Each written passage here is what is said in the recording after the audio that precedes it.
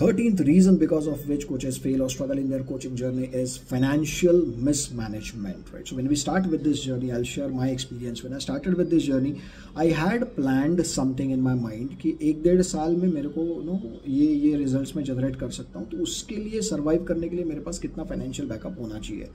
And to be honest with you all, I made a huge blunder, right. मैंने जो नल खुला था मैंने उसका टैप बंद कर दिया और मेरी बकेट में छेद बना लिया था, because outflow was going and inflow I stopped. And that जो मैंने 1-1.5 साल के लिए मैंने जो कैलकुलेशन की थी वो 8 महीने में खत्म हो गई, right. So that is a very clear example of financial mismanagement. So anybody who is starting into this journey, I would definitely urge you to have proper planning and thought कि boss आप जो action लेने जा रहे हो, जो आपका thought आप आप इम्प्लीमेंट करने के लिए जा रहे हो, you should have a very clear understanding of your financial situation and financial management also.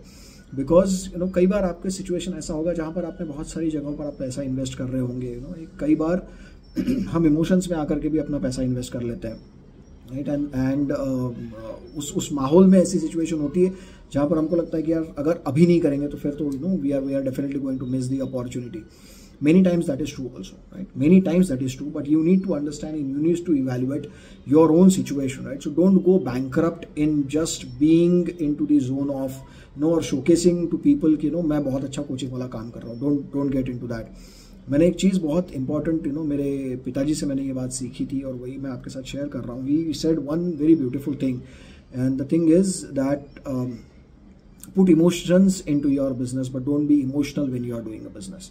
And so ये बहुत ज़रूरी है. और मेरी इस लाइन के बाद तो मेरी आंखें खुल गई थी. तो that's the reason I just wanted to share with you that put emotions into your business but don't be emotional when you are doing a business, right. So 100% aptly applies to your finances also, right. So बड़े clear आप बाइफर्केशंस रखिए, बहुत clear dimensions आप रखिए कि कहाँ पर आप कैसा कितना और कहाँ से पैसा डालने वाले हो और कहाँ से कितना पैसा आप जनरेट करने वाले हो. So it's very clear. That is definitely going to help you. And if you have missed on to this, right, अगर आप फाइनेंशियल मैनेजमेंट नहीं कर पाए हो, put it in comments. Let's see. Thank you so much.